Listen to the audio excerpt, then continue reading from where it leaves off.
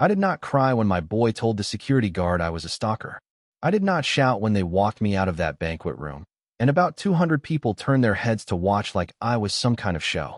I just turned around, went out to my truck, and made one phone call that would flip my whole world upside down. Let me back up and tell you how a father ends up feeling like a stranger to his own son. My name is Gary Whitaker. I am 63 years old, and for 40 years I worked as a welder at Henderson Steel in Cleveland, Ohio. My hands are marked up from sparks and hot metal. My back stays sore from leaning over jobs all day, and I swear my clothes keep that plant smell, no matter how many times I wash them. To most folks, I look exactly like what I am. A working man who built a life one paycheck at a time. But there is something most people never knew, and my son never knew it either. From 1985 to 2020, I took every spare dollar I could scrape together and put it into rental property. Nothing fancy. Little places at first. Duplexes in rough neighborhoods. Old apartment buildings nobody wanted because they were too much work. I did not hire crews. I did it myself. After my shift, I would drive straight to a property and start tearing into it. Weekends, I was there again. I learned plumbing by doing it. I learned electrical work the same way. I carried tools until my shoulders burned, then I kept going anyway. My wife, Linda, thought I had lost my mind. We were not rich. We were barely comfortable. And she would look at me like I was throwing our money into rundown buildings that would never pay us back. But I saw something she did not. I saw Cleveland starting to wake up again. I saw downtown jobs bringing in young people who still needed a place they could afford. I figured if I could make these places safe and decent, somebody would rent them. And if somebody rented them, we would build something that lasted. By the time Linda died of cancer in 2018, I owned 17 properties spread across 3 counties. Just the rent checks, by themselves, were bringing in about $42,000 a month. I also had $3.4 million sitting in different accounts. And still, I got up every morning and went to that steel plant. I kept driving my 2006 Ford pickup. I kept living in the same little 2-bedroom house on Maple Street, the one my son grew up in. Why would a man do that? Because my wife made me promise her something before she passed. I can still see her in that hospital bed. She grabbed my hand. Her voice was thin, like it took everything she had just to get the words out. She said, "Gary, do not let him turn into one of those entitled kids. Make him work for what he gets. Make him appreciate what he has." I promised her, and I kept that promise, even when it ended up costing me more than I ever expected. Our only child was Ethan. Smart kid, always buried in books. Linda and I were proud when he got into Ohio State University, and we were even prouder when he told us he was going the pre-medicine route. Here is what Ethan believed. He thought he earned a full scholarship. He thought the school picked him and covered everything because he was that good. He never knew the truth. Back in 2016, I set up a scholarship through the University Foundation. I named it the Whitaker Family Medical Scholarship. Over 4 years, I donated $500,000. I had it set up so it would cover one student's full education. Tuition, housing, meals, books, everything. The foundation handled the selection. They chose based on grades and financial need. Ethan applied. Ethan got it. And he never questioned a thing. During his undergraduate years, he would call me every few weeks. "Hey, Dad, how is the factory?" He would talk about his classes, his grades, his plans. I would listen, and I would keep my mouth shut, because that was the deal. I wanted him to believe he earned it. I wanted him hungry. I wanted him grounded. Then, in his junior year, he met a girl named Madison. Madison Parker came from money. Real money. Her dad owned a chain of luxury car dealerships across the Midwest. Her mom was a well-known surgeon in Columbus, Ohio. They lived in Dublin, in one of those neighborhoods where every house looks like a small hotel and the driveways are big enough to park 4 cars without trying. The first time Ethan brought Madison to Cleveland, I saw the look on her face the second she stepped out of the car. Our paint was peeling. The yard needed work. My old truck sat in the driveway with a busted tail light I had not gotten around to fixing.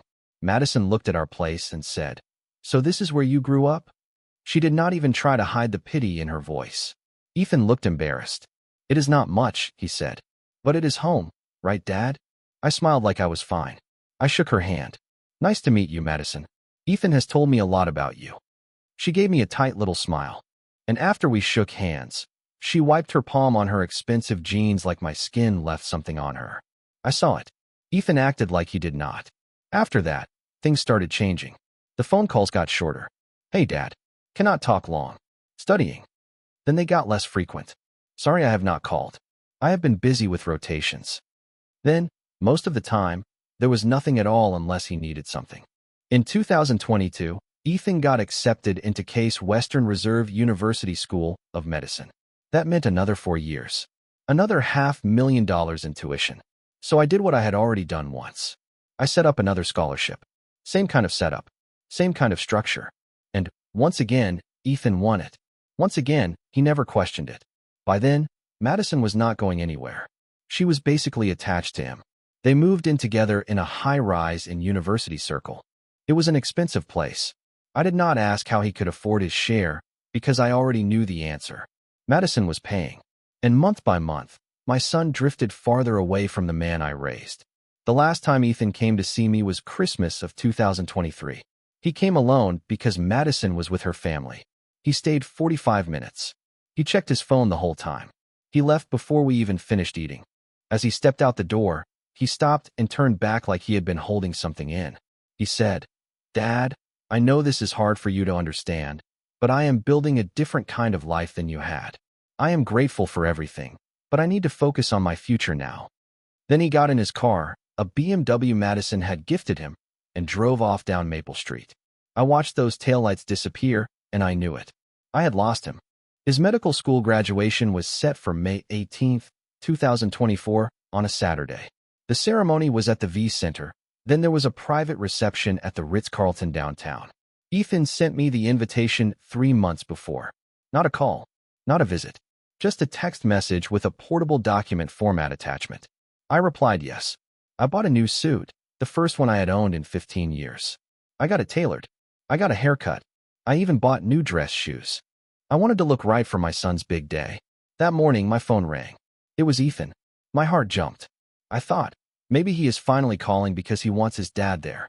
Maybe he is excited. Maybe things are starting to mend. "Dad." "Hey." His voice sounded tight, like he had something stuck in his throat. "Listen, about tonight. I am really looking forward to it." I said, "I am proud of you, son. I really am." "Yeah, about that." He cleared his throat. "The thing is, Madison's parents are hosting a table at the reception. They invited friends from the hospital and some colleagues from the dealerships. It is kind of a networking thing." "Okay," I said, slow and careful. "And Madison thinks, well, we both think it might be better if you did not come to the reception part. The ceremony is fine, obviously, but the reception is going to be pretty upscale, and you know how those things are. Lots of doctors and business people. It might be uncomfortable for you." My grip tightened around the phone. Uncomfortable for me. Or uncomfortable for him. I said nothing for a second, and he rushed to fill the silence.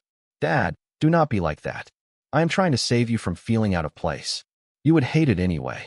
All that fancy food and small talk about medical practices and investments." "I see," I said. Then he went on, like he was trying to wrap it up before I could argue. "You understand, right? You can watch the ceremony, take some pictures, and then head home. We will do dinner next week." And that is the moment everything inside me went cold.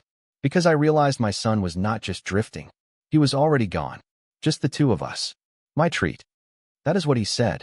But something in his tone told me that dinner was not going to happen. Not next week. Not ever. So I asked him straight, "Ethan, who's sitting at your table tonight?"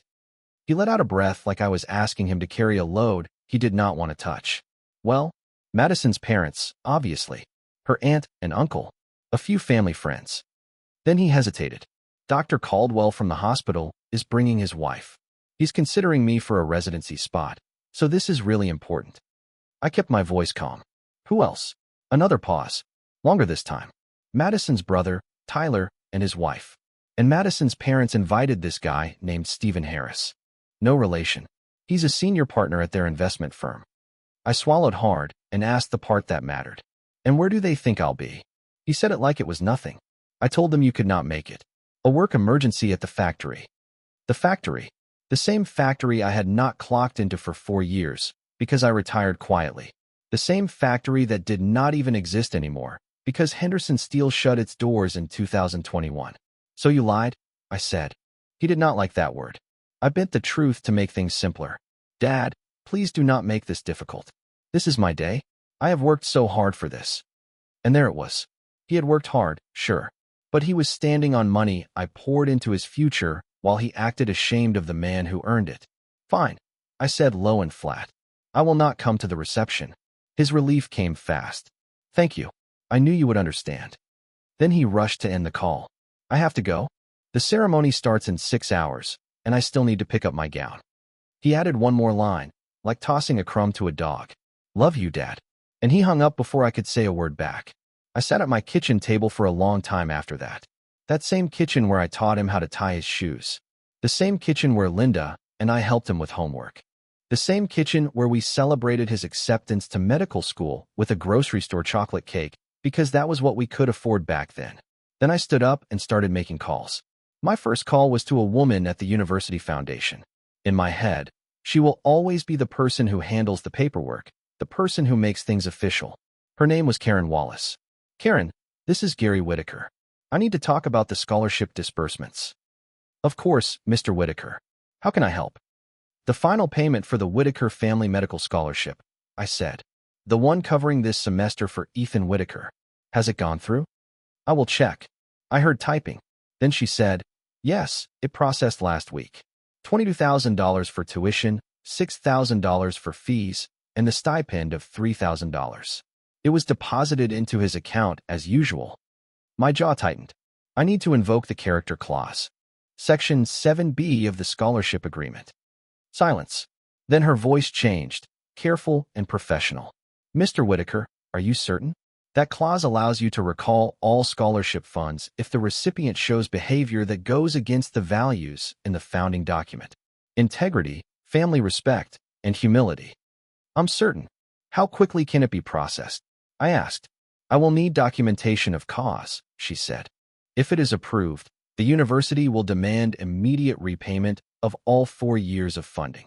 I already knew the number. We are talking about $54,720, she added. I'm aware, I said. I will send documentation within an hour. There was another pause, and then she asked the question she was not supposed to ask. Mr. Whitaker, he is your son? Yes, I said, which makes this harder than you can imagine. My second call went to my bank contact at Fifth Third Bank. His name was Brandon Hayes. Brandon, it's Gary Whitaker. I need to accelerate the loan recall on account 4472. He did not joke. He did not stall. Gary, that's the education line of credit tied to your son. I know exactly what it is, I said. He's been making minimum payments with money his girlfriend gives him. I want full repayment due within 30 days. Brandon took a breath. That is going to hit him hard. It is supposed to, I said. Then I told him the part that would really hurt. And Brandon, invoke the co-signer liability. If he cannot pay, it defaults to her. There was a beat of silence. That could ruin his credit, Brandon said. He should have thought about that before he told people I had a work emergency at a factory that closed, I said. My third call was to my attorney, Anthony Ramirez. Anthony, I need you at the Ritz-Carlton tonight. His voice went serious right away. Gary, are you sure? It's your son's graduation. Just be there, I said. I'm moving forward with Plan B. The ceremony started at 2 o'clock in the afternoon. I got there at 1:30 wearing the new suit I bought for him. I sat in the back of the V Center while proud parents packed the rows. People smiled and laughed and took pictures. Everybody looked clean and polished and excited. I spotted Madison's parents in the 4th row. They were dressed like they were headed to a royal wedding. I saw Ethan in his cap and gown, joking around with classmates, smiling wide. Not once did he turn around to see if I came. Then they called his name. Ethan David Whitaker, Doctor of Medicine. I stood up and clapped. I clapped like a father claps when he is proud, even if his chest hurts while he does it. Ethan walked across that stage, shook hands with the dean, and took his diploma. For a split second, he glanced toward Madison's parents and smiled. He never looked my way. After the ceremony, I waited outside while graduates poured out, taking pictures with their families. I saw Ethan swallowed up by Madison's family. Her mother fixed his collar. Her father shook his hand like they were closing a deal. Madison took a dozen selfies with him. I took one picture on my phone from far away. Then I left. The reception started at 7 o'clock in the evening. I was not invited, so naturally, I showed up at 6:45. The Ritz-Carlton ballroom looked like something out of a magazine. Crystal chandeliers, white tablecloths, ice sculptures. A live jazz band. The kind of party where the flowers alone probably cost more than most people pay in rent. I walked up to the entrance in my suit. A young woman with a clipboard stopped me. "Good evening, sir. Name, please?" "Gary Whitaker." She ran her eyes down the list, then frowned. "I'm sorry. I do not see you on the guest list." "I'm Ethan Whitaker's father." Her face shifted into something like pity mixed with confusion. "Let me check with someone." She spoke into her headset. A minute later, a manager came out.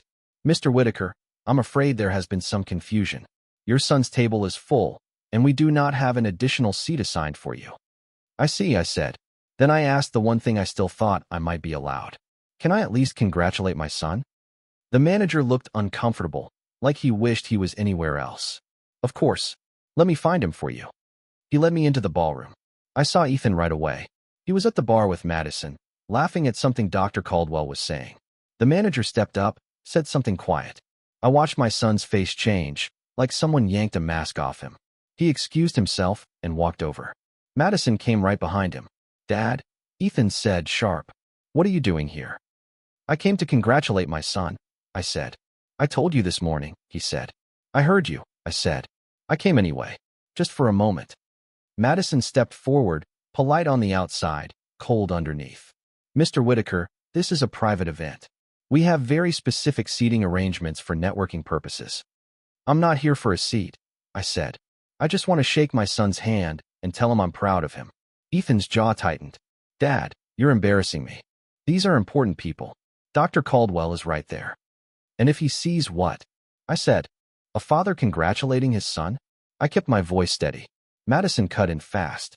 "Ethan told everyone his father could not make it because of a work emergency. And now you show up and contradict everything we have told people about Ethan's background." I looked at my son. "What did you tell them about your background?" He would not meet my eyes. "I may have implied the scholarship was merit-based," he said, "and that my family was comfortable. Not wealthy, but comfortable." "Comfortable," I repeated, like the word tasted bad. "Dad," he said, pleading now, "please do not make a scene. Just go. We will do that dinner next week." And that is when I knew that dinner was just another lie meant to move me out of the way. I said, "I promise." Then I just looked at him for a long beat. My son, the kid I raised, now a grown man who acted like I was something to hide. "You're right," I told him, quiet and steady. "I should not be here." Relief washed over his face so fast it made me sick. "Thank you for understanding." I nodded once. "But before I go," I said, "I've got something for you." I reached inside my jacket and pulled out an envelope. "Your graduation gift." Ethan took it like he expected a stack of cash. He opened it right there, under the lights, with the jazz music playing and those fancy folks milling around us. Inside was a single document. He frowned. "What is this?" "That," I said, "is a notice from the University Foundation. The Whitaker Family Medical Scholarship has been revoked because you violated the character clause." He blinked like he did not understand the words. "You have 30 days to repay all funds you received over the past 4 years," I continued. "That comes to $504,720. All the color drained out of his face. "What?" he whispered. "And the second page," I said, "is from Fifth Third Bank. Your education line of credit, the one I co-signed, is being called due. Full repayment within 30 days. I kept my eyes on him. "That's another $60,000 you borrowed for living expenses." Madison snatched the papers out of his hands and started scanning them. "This is insane," she snapped. "You cannot do this." I did not raise my voice. I did not need to. "I can't," I said. "I funded the scholarship. I co-signed the loan. And the scholarship agreement has a character clause that allows revocation if the recipient acts against the values listed in the founding document. Family respect, personal integrity, humility." Ethan grabbed my arm. "Dad, wait," he said, tight and frantic. "This is some kind of joke, right? You're trying to teach me a lesson." "The only joke," I said, calm as cold water, "is you lying to yourself about who paid for your life." He stared at me. I looked him right back. "That scholarship you think you won," I said, "I created it. The money you thought just showed up, I put it there. Every tuition payment, every book, every meal plan, every dorm room. That was me." His mouth opened, closed. "That's impossible," he said. "You're a welder." "I was a welder," I corrected. I am also a landlord with 17 properties and accounts worth $3.4 million. I let that sit for a second. But you never bothered to ask, I said. You just decided your old man was too dumb and too broke to be anything but an embarrassment. Madison's face went slack. Her lips moved like she had words, but they would not come out. Then she finally managed. Ethan told us his parents were. I turned toward her. He told you what? I asked. That I was nobody? That I was just some factory guy he wanted to forget? Ethan's face folded in on itself. Dad, he said, voice cracking, I did not mean. You meant every word. I said. And now you're going to live with what you built. I started to turn away. Wait, he said. He grabbed my arm again, harder this time. You cannot do this, he hissed. I'll lose everything. The bank will come after me, and I cannot pay that. I cannot. I cannot. And then what? I said. You'll ask Madison's family to save you. You'll admit you lied. You'll finally face the truth that the man you were ashamed of is the man who gave you everything. That's when security showed up. The manager must have called them the second things got uncomfortable. Two big men in suits stepped in close. Sir, one of them said, you need to leave. I looked at my son one last time. You told people I had a work emergency, I said. Then I nodded like I was thinking it over. You know what? You were right. Your whole life was built on my work. And now it's an emergency because you just lost it. They walked me out. And as I passed through that ballroom, the room turned toward me. About 200 faces. Whispers started like a breeze through dry grass. Phones came out. Dr. Caldwell frowned like he was calculating what this meant. Madison's father looked furious, the kind of furious that comes when rich people feel embarrassed. I got in my truck and drove home. The next morning, my phone started ringing at 6 o'clock. Ethan. I let it go to voicemail. He called again and again. By the time the morning was over, he had called a dozen times. Later, I listened to the messages. Dad, please, you have to fix this. The university sent a formal letter. This is real. Dad, Madison's parents are furious. They're saying I lied to them about my family. Please call me back. The bank called. They're serious about the 30 days. I don't have that kind of money. Nobody does. You have to stop this. Dad, please. I'm sorry. I'm so sorry. I was wrong. Please, just answer. I did not answer. 3 days later, Madison left him. I know because Ethan showed up at my house at 11 o'clock at night, crying on my front porch. Not sniffles. Not watery eyes. Full-on sobbing. She's gone, he said. She said I'm a liar and she cannot trust me. Her parents won't even talk to me. He wiped his face with the back of his hand, like a little kid. And Dr. Caldwell pulled the residency offer, he choked out. He said I showed poor judgment in family matters. Then Ethan looked at me like I was the last life raft in the ocean. I need your help, he said. I need you to fix this. Call the university. Call the bank. Tell them it was a mistake. I stared at him for a second. Was it a mistake? I asked. He blinked. What was the mistake, Ethan? Was it a mistake when you told security I was a stalker? Was it a mistake when you lied about me to everyone you knew? Was it a mistake when you were too ashamed to have your own father at your reception? He broke down harder. The kind of crying I had not seen since he was little, and scraped a knee. I was wrong, he said. I know I was wrong. I'm sorry, Dad. I'm so sorry. Sorry because you got caught, I said. Sorry because now there are consequences. He shook his head fast. No, he said. I'm sorry because I hurt you. Because I was a terrible son. Because I forgot everything you and Mom taught me about being a decent man. I looked at him. Really looked. I saw the designer clothes Madison bought him. I saw the fancy watch that probably cost more than my truck. I saw a man who picked status over integrity. But I also saw the kid he used to be. The boy who brought me report cards like trophies. The boy who hugged me at Linda's funeral and whispered, "We're going to be okay, Dad." The boy who once told me I was his hero. So I took a breath and said, "Here's what's going to happen." He leaned forward like he could not afford to miss a word. "You're going to get a job," I told him. "Not a doctor job. Any job. Waiting tables. Retail.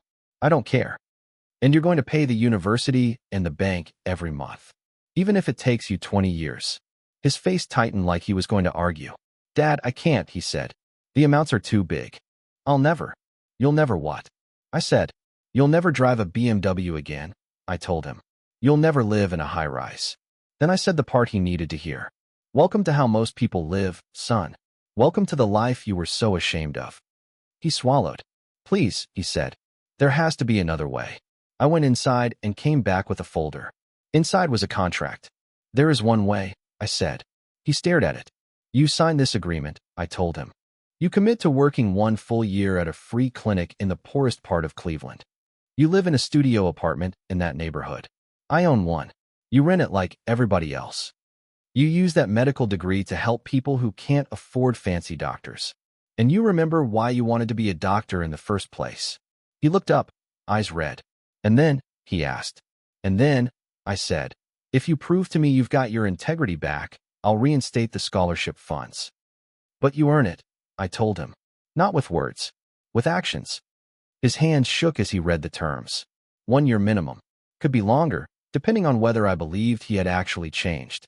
And if I don't sign, he asked, voice small, then you owe $564,720 within 30 days? I said. That is your choice. He held the pen like it weighed a ton. Then, with his hands still trembling, he signed his name. That was 6 months ago. Now Ethan works at St. Vincent's Free Clinic. It is the same neighborhood where I bought my first rental place back in 1985. The same neighborhood Madison once called terrifying when I suggested Ethan do volunteer work there. Now he lives right in the middle of it. He's in a 400-square-foot studio above a corner store. He takes the bus to work. He eats ramen most nights. And he sees patients who pay with whatever they can. Sometimes it is cash. Sometimes it is vegetables from a backyard garden. Sometimes it is nothing but a tired smile and a plain old thank you. Last week he called me. Not to ask for money. Not to beg for a favor. Just to talk. Dad, he said, I had this patient today. Mrs. Rodriguez. She's 72. She's been having chest pains for months, but she could not afford to see a doctor. I listened. I ran tests, he said, and I found severe coronary artery disease. We got her into surgery at Metro. I called in every favor I had. I felt my throat tighten, but I kept my voice even. That's good work, son. He went quiet for a second, then kept going. She cried when I told her she did not have to pay. She tried to give me a rosary her grandmother gave her. Said it was the only thing she had that mattered. His voice cracked. I did not take it. Then he said, softer, like he was telling the truth to himself as much as to me. But Dad, the look on her face. The gratitude. I have never felt anything like that. He took a breath. That's what being a doctor is supposed to be about. I know that now. I forgot somewhere along the way. He paused again, and when he spoke, the words came out heavy. I got caught up in the prestige, the money, the idea of being important. Then he said it again, like he needed to hear it out loud. But this is important. Mrs. Rodriguez is important. I sat back in my chair, and for the first time in a long time, I felt something warm in my chest. I smiled. Your mother would be proud. He swallowed hard on the other end. I'm sorry I disappointed her, he said. I'm sorry I disappointed you. I shook my head, even though he could not see it. You didn't disappoint me, Ethan, I said. You broke my heart. Then I let the silence sit for a moment. But hearts can heal. He breathed out, shaky. When can I come home? He asked. I thought about it. Not the place. The person. When you don't have to ask that question, I told him. He was quiet. I said, home isn't a building. Home is who you are. And right now, I added, you're still figuring that out. I understand, he said. And I believed him. We talked for another hour. He told me about the clinic, about the neighborhood, about the kids who started calling him Doc Ethan and asking him questions about medical school. He even told me about the landlord who kept his building in decent shape even though it was a rough area. That made me smile, because I knew exactly who that landlord was. When we hung up, I sat in my kitchen and looked at the pictures on my wall. Ethan in his cap at high school graduation. Ethan on the Ohio State campus. Ethan and Linda the Christmas before she got sick. And the newest photo, the one I framed last week. Ethan at the clinic wearing a white coat that has seen better days. Kneeling down to check a little kid's scraped knee. Somebody posted it on the clinic's social media page. He's smiling in that picture. Really smiling. Not that polished smile he used around Madison's family. This one is real. I do not know if he'll finish the year and earn back the money. I do not know if he'll ever fully understand the weight of what he did. But I know this. He's working in the same neighborhood where I started building my fortune. Where I learned that value is not measured in dollars. It is measured by what you're willing to do for other people. And that is a start. Some folks think I was too hard on him. They say I should have let it go. handed him the money. Forgiven and forgotten. But here's what I learned about love. Real love. The kind Linda and I had for our boy. Love is not about keeping someone comfortable. Love is about making them better. I could have paid those debts. I could have made the whole mess disappear with one phone call and a wire transfer. But if I did that, Ethan would have learned nothing. He would have run right back to that life he was building. The one where his father was something to hide. The one where success meant forgetting where you came from. Instead, he's learning what I learned 40 years ago, welding steel while other people were out having fun. He's learning that character is not built in the easy seasons. Character is built when you're eating ramen in a tiny studio, wondering how you're going to make it through another week. And you choose to do the right thing anyway. Last month, I drove past St. Vincent's Free Clinic. I parked across the street and looked through the window. I saw Ethan with an older man, wrapping the cuff around his arm, checking his blood pressure, writing notes on a clipboard. The man said something. Ethan laughed. It was the same laugh he had when he was little, before the world taught him to be ashamed of joy. I did not go inside. I did not want to interrupt. But I did take a picture from where I sat and added it to the collection. Tonight, I got a text from him. Just 3 words. Thank you, Dad. I stared at those words for a long time. I thought about that night at the Ritz-Carlton. I thought about Linda in that hospital bed, making me promise I would raise our son the right way. I texted back, "You're welcome, son. Your mother would be proud of who you're becoming." Those 3 dots popped up on my screen. They disappeared. Then they came back. Then his message showed up. "I hope someday I can make you proud too." I smiled and typed back, "You already are. Keep going." Because that is the thing about being a father. You do not do it for thanks. You do not do it for recognition. You do it because your job is not to be your child's buddy. Your job is to raise them into the kind of person this world needs. Even when it costs you. Even when they hate you for a while. Even when you have to watch them struggle to learn. Because the alternative is worse. The alternative is raising somebody who is everything and values nothing. Somebody who looks successful on the outside, but feels empty on the inside. Somebody who forgets that the best things in life are not handed to you. They are earned. Ethan has 8 more months at the clinic. After that, we will see. Maybe he will stay longer. Maybe he will move on to a residency somewhere else. Maybe he will come back and we will rebuild what got broken. Or maybe there will always be some distance between us, like a scar that never fully disappears. But either way, I know I did the right thing. Because when I look at that photo of him with that kid and the scraped knee, I see it. That thing Linda and I always hoped would be there. That thing we were scared we might fail to teach. I see a good man. Not a perfect one. Not a finished one. But a good man who is trying. A man who is learning. A man who is finally understanding that the measure of a person is not what they have. It is what they give. And in the end, that is all any father can hope for.